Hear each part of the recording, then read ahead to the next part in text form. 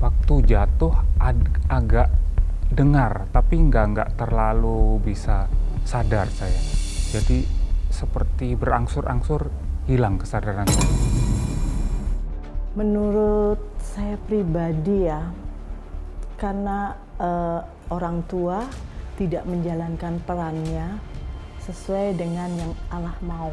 Sebetulnya itu keresahan saya dan suami ketika kami melayani di Pasutri. Banyak orang tua yang tidak mau melakukan perannya di dalam keluarga. Apakah yang seharusnya dilakukan pasangan suami istri ketika salah satu dari mereka jatuh ke dalam kesulitan? Haruskah mereka menyerah dan membiarkan keadaan menguasai mereka? Atau tetap berdiri teguh sebagai penolong yang setia?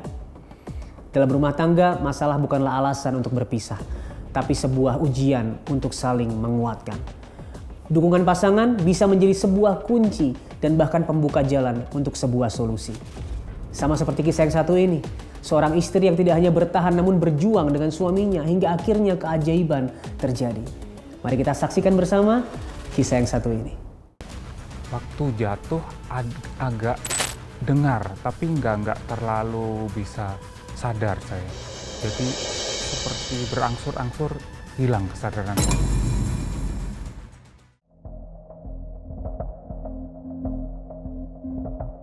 Baik Pak, selamat siang.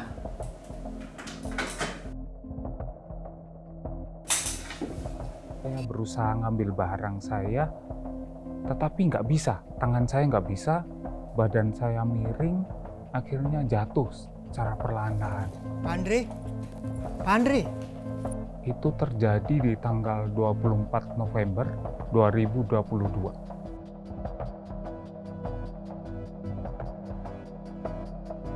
Ibu segera ke rumah sakit karena Pak Andre sedang dirawat, Bu. Yaudah Pak, saya ke rumah sakit sekarang Pak. Dikatakan bahwa suami saya jatuh sakit begitu. Sangat khawatir sekali gitu karena hampir jarang sakit sebenarnya suami saya gitu. Saat itu saya cuma bilang Tuhan tolong, karena saya nggak tahu apa lagi yang harus saya buat. Saya cuma bilang Tuhan tolong. Setelah dibawa ke rumah sakit udah nggak sadar saya. Sadar hanya beberapa detik ketika istri saya datang dan adik ipar saya datang. Itu yang saya ingat. Selebihnya saya nggak ingat.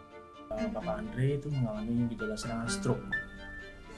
Jadi mungkin tadi juga suster sudah ini kan observasi juga. Ada gumpalan darah juga di bagian tubuh. Saya masuk ke ruang IGD itu, ketika saya masuk ruang IGD, saya lihat suami saya tidur begitu dengan alat-alat yang dipasang. Waktu dalam perjalanan itu, rasanya separuh hati saya pergi begitu ya. Aduh Tuhan, saya nggak tahu apa yang harus saya buat. Saya sangat-sangat mengasihi suami saya gitu. Saya nggak tahu saya harus bicara apa. Tetapi yang saya ingat, saya cuma bilang Tuhan kasih kesempatan saya. Saya sangat mengasihi suami saya, kasih kesempatan saya. Apapun kondisi suami saya pasti akan rawat, saya bilang.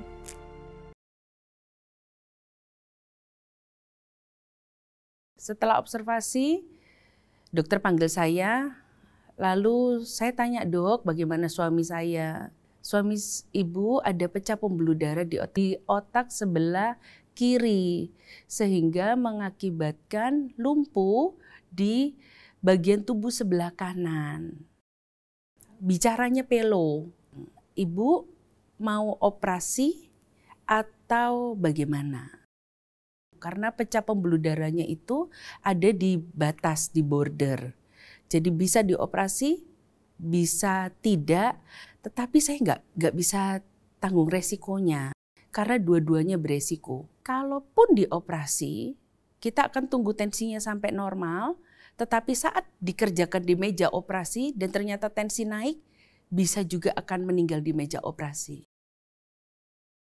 Nggak ada yang pilihan yang paling baik yang saya pilih, begitu. Nggak perlu operasi, apalagi kalau keduanya membahayakan. Sepertinya yang bisa kita lakukan cuma berdoa. Karena memang doa jawabannya. Saya dapat jawaban dari dua orang, dari kakak saya dan papa mertua saya. Akhirnya saya bertemu dengan dokter, saya bilang sama dokter, suami saya nggak usah operasi.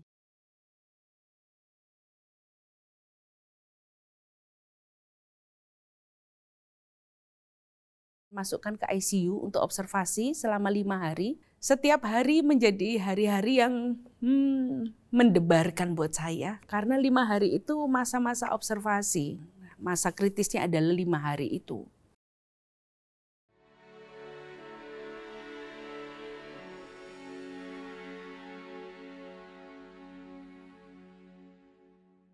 Keluarga Bapak Andri, saya kaget. Ada apa ya? Kenapa dengan suami saya?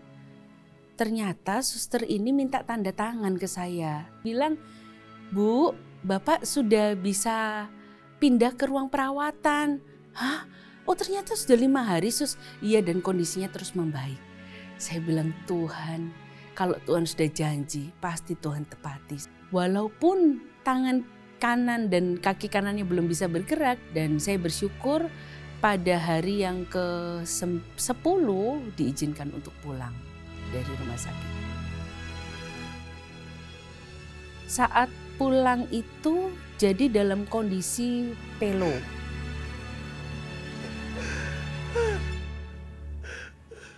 Nggak punya kekuatan apa-apa.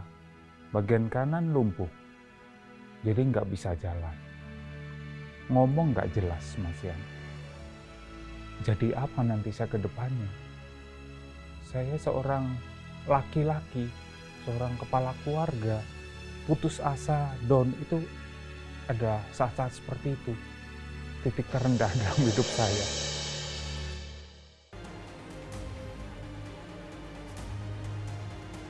Pak, Papa harus yakin ya.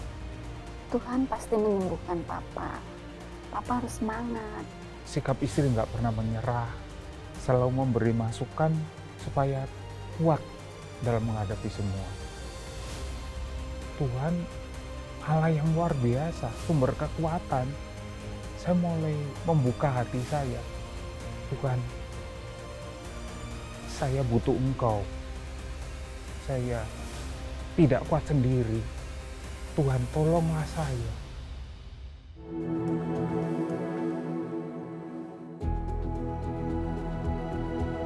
Mulai Tuhan tolong melalui memberikan semangat baru dalam hidup saya. Saya mulai terapi, menggerakkan jari seperti ini aja berat waktu itu. Untuk terapi pertama itu luar biasa, saya lonjakan iman saya begitu luar biasa. Puji Tuhan, gerakan jari yang sedikit itu bisa memacu iman yang lebih besar. Disitulah ada harapan baru. Kita mulai punya pengharapan, saya akan sembuh 100%. Saya mulai bangkit kembali. Dan saya melihat kemajuan demi kemajuan terus Tuhan kerjakan. Wah, hebat ya Papa. Sekarang udah sehat lagi loh. Bisa jalan lagi. Istri saya, penolong saya yang luar biasa seperti itu. Jadi saya bisa melihat luar biasa ya. Tuhan bisa berikan istri yang begitu kuat menjadi penolong saya. Sari, kamu adalah istri yang Tuhan karuniakan yang terbaik untuk saya. Engkau kuat, engkau setia. Saya ingin sampai tua pun, sampai Tuhan panggil pun, kita menjadi pasangan yang Tuhan berkati untuk bisa menjadi berkat bagi orang lain, dan kita tetap setia sampai Tuhan panggil.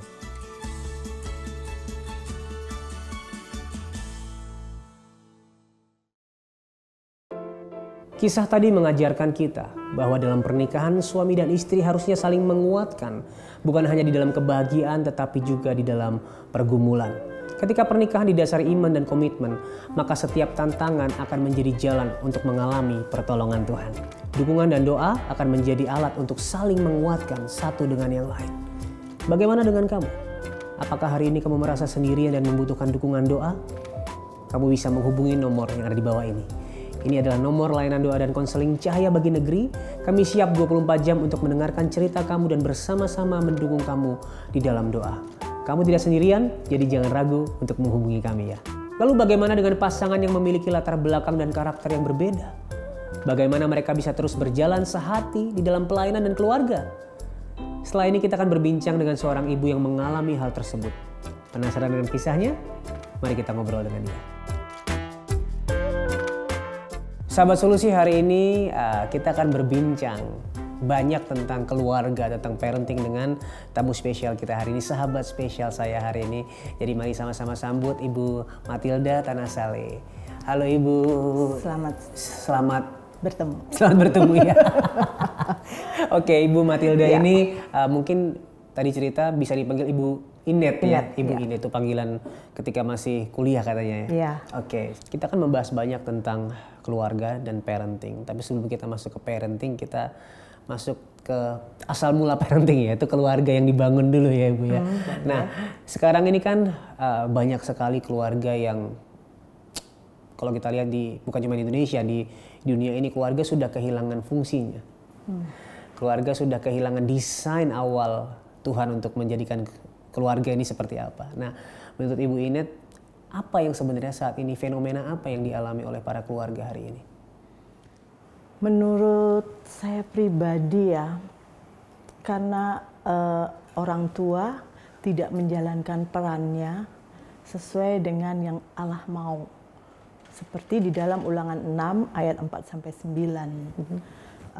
Kan setiap orang tua harus mengajarkan secara konsisten ya kepada anak-anak, mengenalkan siapa Tuhan gitu. Ini kalau kita bicara di dalam lingkungan Protestan, Kristen Protestan. Dan orang tua lebih sibuk untuk bekerja, mencari uang, sehingga lupa menjalankan peran mereka secara pribadi, yaitu mengenalkan Kristus. Dan itu saya berpikir bahwa satu hal yang penting sekali, mewariskan iman itu kepada anak-anak. Tentunya dimulai dari orang tua. Itu sih menurut saya ya. Jadi menurut Ibu, apa yang terjadi ketika keluarga itu dysfunctional ya, itu berarti karena tidak adanya pengajaran terhadap firman Tuhan di situ. Peran orang tua nggak dilakukan dengan benar oleh mereka. Iya. Nah, bagaimana dengan tren, kita bilang tren karena banyak sekali terjadi ya, perceraian yang ada di dunia saat ini, menurut Ibu? Saya berpikir mereka tidak menghormati ya pernikahan itu sendiri. Saya nggak tahu apa pikiran mereka ketika mereka awal mau berumah tangga. Tapi ketika dia tahu mereka membangun rumah tangga itu adalah perintah Tuhan tentunya. Mereka harus memelihara itu. Dan tentunya segala perbedaan dari dua menjadi satu itu sangat susah. Tapi ketika fokusnya kepada apa yang Tuhan mau di dalam hidup saya, ya mereka harus mempertahankan itu. Sekalipun susah gitu loh. Saya dan suami juga mengalami hal itu. Tapi bersyukurnya kami tuh waktu menikah, kami punya satu komitmen. Ketika menikah kita harus renungan bersama. Nah ketika renungan bersama itu menolong saya dan suami untuk mengerti apa sih maksud Tuhan. Kan kita sama-sama merenungkan firman itu. Dia dapat apa, saya dapat apa, kita sama-sama mendiskusikannya. Dan itu membuat saya semakin mengerti dengan suami, juga apa kehendak Tuhan di dalam kehidupan keluarga. Oke, iya. Tadi Ibu sedikit menyinggung bahwa Ibu dan suami pun menghadapi tantangan di dalam keluarga ya, di dalam pernikahan. Nah, boleh nggak sih menceritakan apa aja tantangan yang Ibu dan suami alami dalam pernikahannya? Tantangannya sebetulnya saya pikir setiap orang mengalami deh itu ya. Dalam dua pribadi menjadi satu, itu saya dan suami itu bumi langit tentunya. Berbeda sekali. Beda banget. Saya dari anak tentara, papa saya tentara, suami saya dari keluarga hamba Tuhan, papanya pendeta begitu. Jadi itu sangat susah. Tapi kami komitmen bahwa saya harus menurunkan disiplin, ini disiplin ya, tentang disiplin. Saya harus turunkan sedikit, suami saya harus naikkan, sehingga ya kita sama-sama sekarang itu. Dan saya bersyukurnya saya dan suami diberikan Tuhan hati yang mau dibentuk. Itu yang paling penting itu. Karena saya pribadi waktu menikah sama suami, punya anak terutama, saya takut Tuhan, jangan sampai nih saya keluarga pelayan Tuhan gitu ya. Saya nggak tahu loh Tuhan bagaimana mendidik anak saya nggak ingin saya dan suami fokus kepada jemaat, saya nggak mau itu. Salah satu yang disebut Ibu permasalahannya konfliknya adalah perbedaan. Ya, perbedaan. Sempat separah apa konflik yang terjadi akibat perbedaan itu, Bu? Nggak parah sih. Oke. Nggak separah-parah gimana, karena memang kami bertumbuh dalam komunitas, dan komunitas ini saling sharing ya, dan kami sangat diberkati itu. Perbedaan yang tolak belakang sekali itu enggak. Ya, Terutama dalam hal iman kali ya. Dalam hal iman, saya dibentuk dari keluarga tentara yang disiplinnya seperti apa, tentu disiplin juga dalam hal iman. Papa saya dan mama saya kalau mau pergi hari Minggu harus ke gereja dulu, nggak boleh nggak ke gereja. Gitu. Sedangkan dulu waktu saya sore mau main organis di gereja, saya kelupaan loh, saya bisa dimarahin, dikejar papa saya sampai ke lapangan voli. Saya udah besar, SMA saya ingat itu dipukul sama Kopelrim, malu saya. Tapi saya melihat kembali itu bagian dari pendisiplinan, iman. Jadi ya saya pikir seperti itu, iman yang dibentuk itu ya. Saya sama suami saya melihat suami saya begitu, mungkin karena dia dari keluarga hamba Tuhan ya. Itu menolong saya untuk sedikit-sedikit, ayo kita datang berdoa sama Tuhan. Ketika mengalami, ya namanya hamba Tuhan banyak sekali ya, ketika kami nggak disukai oleh rekan kerja, dapat cibiran gitu kan ya. Tapi ya dengan kita sama-sama berdoa, saya sangat salut, bersyukur banget dapat suami yang terus mengingatkan saya bahwa kita harus terus bersandar sama Tuhan. Gitu. Ya kayak begitu, apapun yang terjadi selalu kami ingat bahwa dalam Tuhan, bawa dalam doa. Ketika anak sakit pun kami berdoa, selalu yang pertama, Bapa kami bersyukur untuk yang kami alami. Selalu itu sih. Oke. Nah, ada nggak sih prinsip yang Bapak dan Ibu pegang di dalam berumah tangga, di dalam menghadapi konflik? Prinsipnya, selalu melibatkan Tuhan sih, prinsip saya. Dan firman Tuhan yang kami pegang di dalam keluarga itu Kolose 3 ayat 23. Ya, Kolose 3:23 itu apapun yang kamu lakukan perbuatlah itu seperti untuk Tuhan, bukan untuk manusia. Jadi kami harus terus libatkan Tuhan dalam hal ini. Nggak ada jalan lain. Percuma kita mau memikirkan jalan yang gini. Aduh, enggak lah. Kita punya Tuhan, ngapain? Ya bukan berarti nggak berusaha ya, tapi kita tahu batas kami itu terbatas gitu ya, kekuatan kemampuan kami terbatas. Langsung enak banget ketika kita bawa itu dalam doa dan kita ngobrol sama Tuhan, itu yang paling enak sih. Begitu juga ketika anak-anak mereka sekolah di suatu sekolahan yang mayoritas ya orang yang kaya-kaya gitu, kami biasa aja. Anak saya bercerita, Dev ya, itu pun baru saya tahu ketika dia udah kuliah, ternyata dia itu pernah dibully. Dan dia nggak pernah cerita sama saya. Dan itu bersyukur dia bilang, ya kakak kuat karena kita punya support system di dalam keluarga itu luar biasa.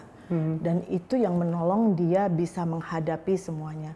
Dan sampai sekarang itu ya masih terus diproses ya.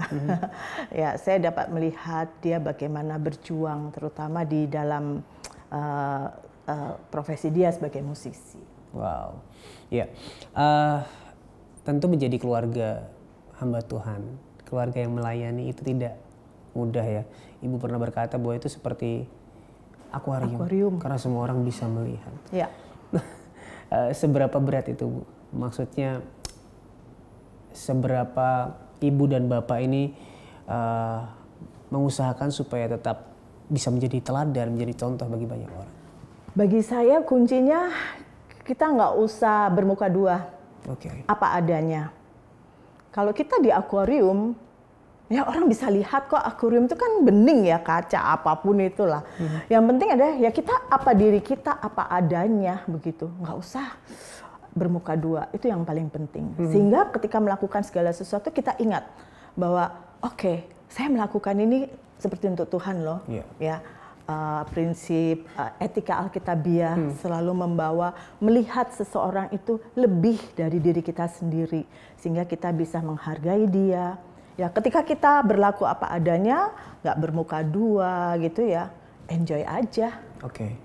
Nggak ada yang perlu ditutupi. Lalu ketika mendapatkan kayak tadi cibiran atau mungkin ketidaksukaan dari beberapa orang sebagai keluarga hamba Tuhan, apa yang pertama kali Ibu dan Bapak lakukan itu? Bersyukur. Wow. Bersyukur karena ada orang yang nggak suka sama keluarga kami. Berarti dia memperhatikan keluarga kami dong. Ya kan? Ya bersyukur. Saya melihat cara satu hal bersyukur itu sangat mudah deh. Bagaimana apapun itu?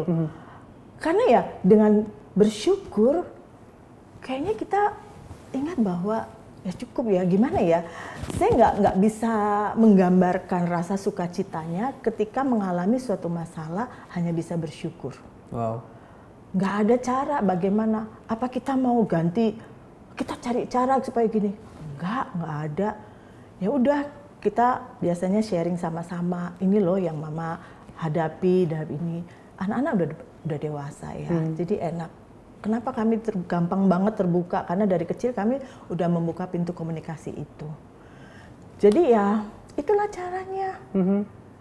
Bahwa dalam doa bersyukur, kita bicarakan bersama-sama, kita nggak perlu membalas. Ingat bahwa Tuhan tempatkan orang-orang yang tidak menyukai kami itu untuk memproses kami semakin sempurna seperti Yesus. Amin. Itu mengasah kami juga. Jadi ya senang, bukan berarti yo di pinggir, di sebelah, di antara kita semuanya di pinggir-pinggir, ayo semua hujat kami, enggak seperti itu, enggak. Tapi kami menyadari bahwa kita ditempatkan di mana, orang-orang di sekitar itu yang Tuhan tempatkan untuk kita itu bagian dari pemrosesan Tuhan bagi kami sih. Ya, yang berubah responnya Ibu ya. Bagaimana kita merespon mereka. Nah, mungkin sahabat solusi di sini ada yang bilang bersyukur dalam keadaan baik itu kan gampang ya. Tetapi bagaimana caranya Ibu bisa punya hati yang bersyukur meskipun dalam keadaan yang lagi dihujat, lagi dicibir, lagi dibenci. Itu kuncinya apa Ibu? Ya ingat aja bahwa Tuhan ada bersama dengan kami sekeluarga. Amin. Tuhan nggak membiarkan kami, itu kan janji Tuhan gitu ya.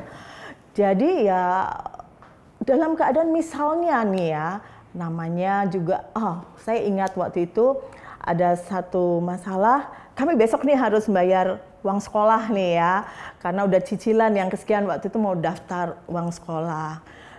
Kurang banget ini uangnya.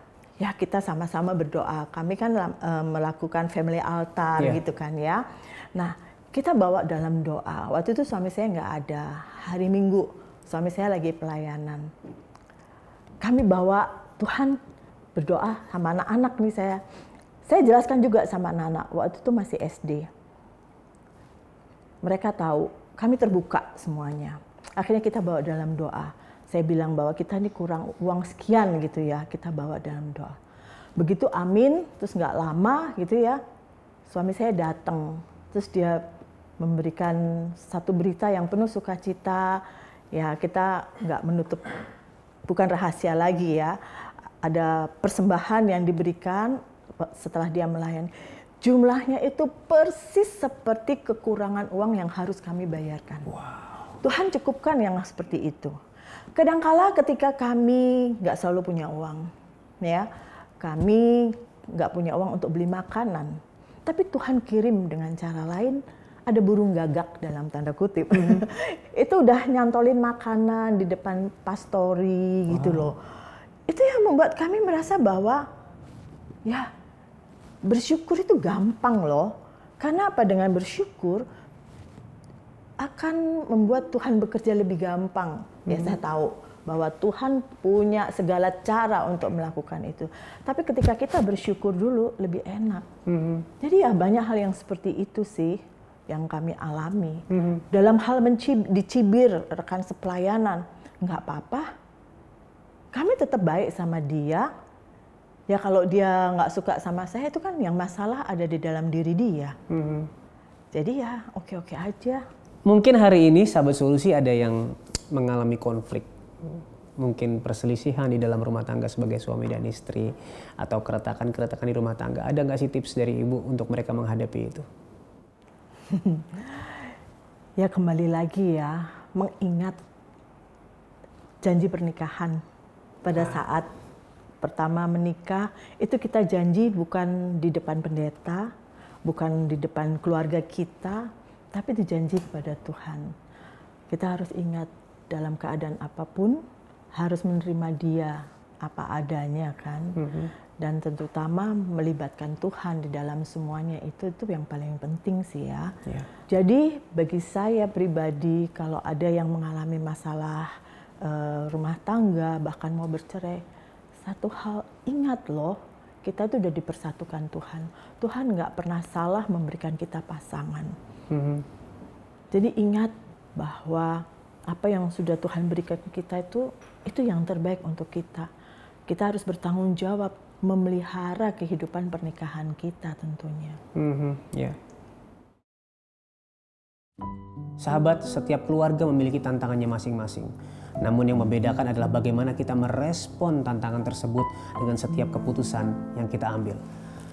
Firman Tuhan dalam 1 Tesalonika 5 ayat 18 berkata, mengucap syukurlah di dalam segala hal, sebab itulah yang dikehendaki Allah di dalam Kristus Yesus bagi kamu. Seharusnya respon kita dalam tantangan adalah mengucap syukur. Namun bukankah sulit untuk mengucap syukur dalam tantangan?